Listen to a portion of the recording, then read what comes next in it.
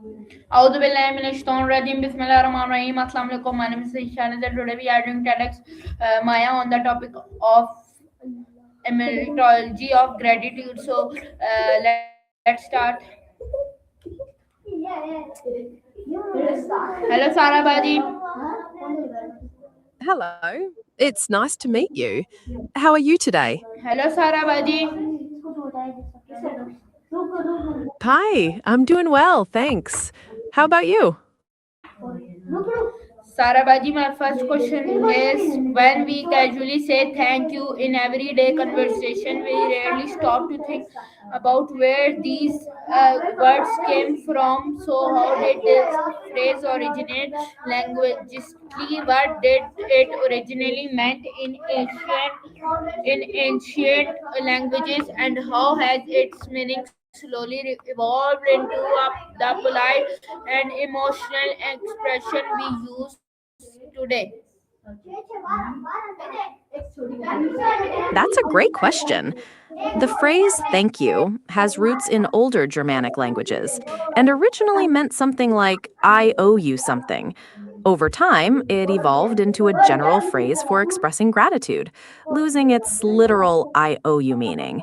Did that help clarify its origins? Yes, sir, Baji, that helped me so much. My next question is the word thank shares its roots with the word think. So, how does this deep linguistic connection change our understanding of gratitude as an active mental process rather than just a polite response?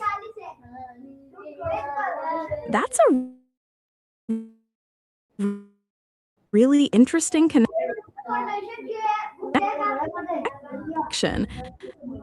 Root suggests that gratitude was originally seen as a more,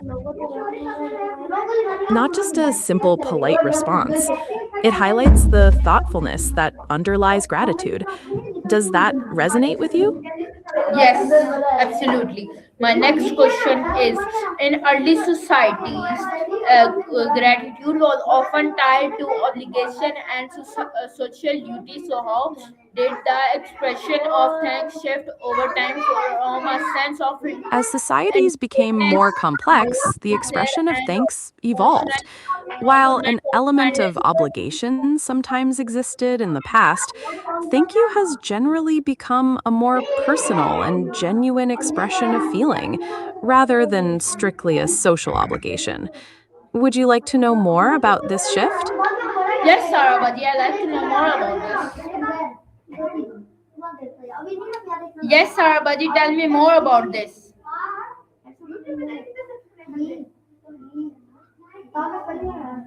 Sarabadi? Ah, are you asking if thank you still has social obligations associated with it today? While it's definitely a more personal expression now, there are still social expectations around when and how to say thank you, depending on the situation. Is that what you were thinking about? Yes, absolutely. That was what I am thinking about. My next question is before shared languages exist, humans still express expression. So, how might early humans have communicated gratitude, and what does this suggest about gratitude being a fundamental human instinct? That's a fascinating question.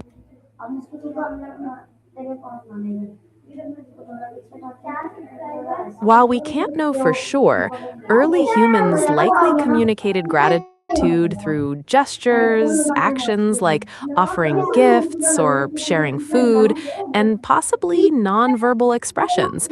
This suggests that gratitude might be a fundamental human instinct rooted in our need for cooperation and social connection. Does that idea resonate with you? Yes, absolutely. That idea absolutely resonates with me. My next question is the Latin root of the word gratitude relates to pleasure and favor. So, So, how did Roman culture influence the moral and linguistic foundations of gratitude in modern Western The Latin languages? root gratis, meaning pleasing or thankful, highlights the connection between gratitude and positive feelings. Roman culture also emphasized the concepts of duty and reciprocity, where gratitude was often tied to returning favors and maintaining social bonds. This influenced how gratitude was understood and expressed, making it more than just a feeling, but also a social responsibility. Does that resonate with you? Yes, absolutely. My next question is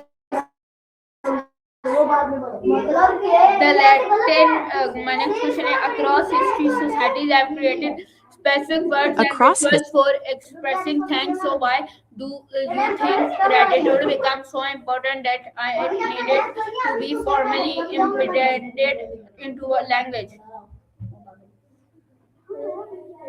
Gratitude became formally embedded in language because it plays a crucial role in human social bonding.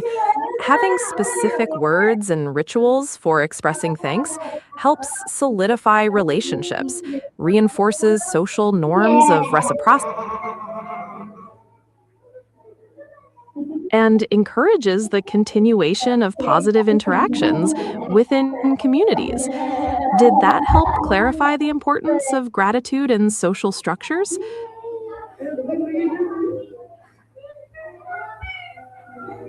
Okay, Sarabadi, my next question is many religions strongly emphasizes gratitude. So, how have religious beliefs and scared texts shaped the vocabulary, tone, and importance of saying thank you in everyday life?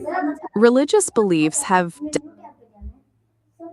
Religious beliefs and sacred texts often provide specific language and rituals for expressing gratitude, shaping the vocabulary and tone used in everyday life. They can also emphasize the moral and spiritual importance of thankfulness, encouraging gratitude as a virtue or practice. Does that help explain the connection? Okay, Sarabadi, my next question is in medieval times, gratitude was more often shown through actions than words. So, what social and cultural changes caused verbal expressions like thank you to become more significant? Verbal expressions of gratitude, like thank you, became more significant due to various social and cultural changes.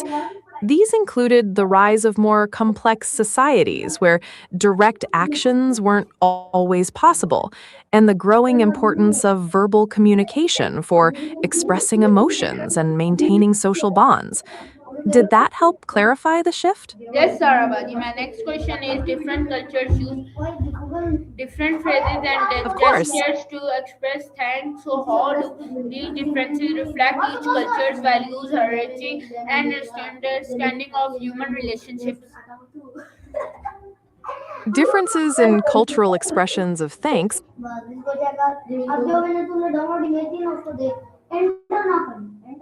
Can you repeat that? I didn't quite catch the last part of your question. You Sar- were asking. Sarabadi, my question was different cultures use different phrases and gestures to express thanks. So, how do these differences reflect each culture's value, hierarchy, and understanding of human relationship? This is my question. Differences in cultural expressions of thanks often reflect each culture's unique values and understanding of human relationships. Some cultures might prioritize directness, while others value more indirect or formal ways of showing gratitude. These differences reflect the importance of hierarchy, community, or individuality within those cultures. Does that help understand the relationship? Yes, my next question is some languages have very formal and informal ways of saying thank you. So, what does this tell us about how society view respect, age, or social roles? Languages that have formal and informal ways of expressing gratitude gratitude often show that societies pay attention to social roles and relationships. These differences suggest that the expression of thankfulness is adapted to the social status or relationship between the people communicating, reflecting the importance of respect and social norms. Does that help clarify the relationship? Yes, my next question is some languages have very formal and informal ways of saying thank you. So, what does this tell us about how society view respect, age, and social roles? It seems you're asking again about the relationship between formal and informal ways of saying thank you and how they reflect society's view of respect and social roles. As I mentioned earlier, these differences often show that societies pay attention to social status and relationships, using formal. Okay, Sarabadi. My next. Okay, Sarabadi. My next question is saying thank you can strengthen relationships. So, how does verbal gratitude create emotional bonds, trust, and mutual respect between individuals? That's a great question. Saying thank you makes people feel appreciated and valued. This positive feeling creates a stronger emotional bond and builds respect because both people understand the effort the other person has made. Okay, Saravaji. My next question is children are taught to say thank you from an early age. So, how does the simple phrase shape their moral development and understanding of empathy and respect?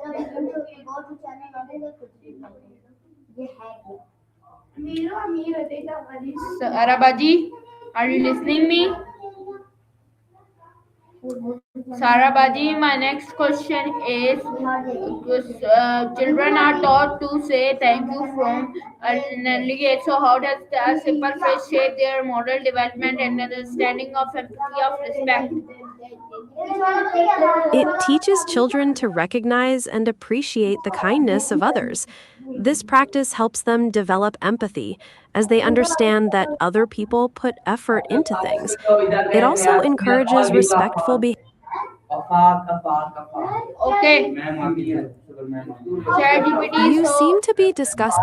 okay, Saravaji, my next question is there is often a fine line between politeness and genuine gratitude. So, how can language help us? That's true. Sincerity is key. Using specific language, like mentioning what specifically you're grateful for, helps show genuine gratitude. The tone of your voice also plays a big role. Okay, Sarabhaji, my next question is this is often a fine line between politeness and genuine gratitude. So, how can language help us distinguish between a forced thank you and a Certainly, sincere one? when distinguishing, you seem to be discussing different types of expressions. Could you I am clarify what Sarabhaji, you'd like to know continue about? to the question that I have said to you. Sure. I understand. You're asking how language can help you distinguish between simply saying thank you and expressing genuine gratitude. Is that right? Okay, okay, Sarabhaji. My next question is: people sometimes say thank you automatically without feeling it. So does repeated and habitual use weaken the meaning of gratitude, or does it That's an reinforce interesting social point. harmony? Yes, repeating thank you can make it more of a polite habit than a heartfelt expression of gratitude sometimes. When it's said automatically, its meaning can become less powerful. To keep gratitude sincere, it helps to be mindful of why you're thanking someone. Adding specific details can also make it feel more genuine. Does Okay, guys, we will is meet you in another Maya with another topic. तब तक के लिए अल्लाह हाफिज़ पाकिस्तान जिंदाबाद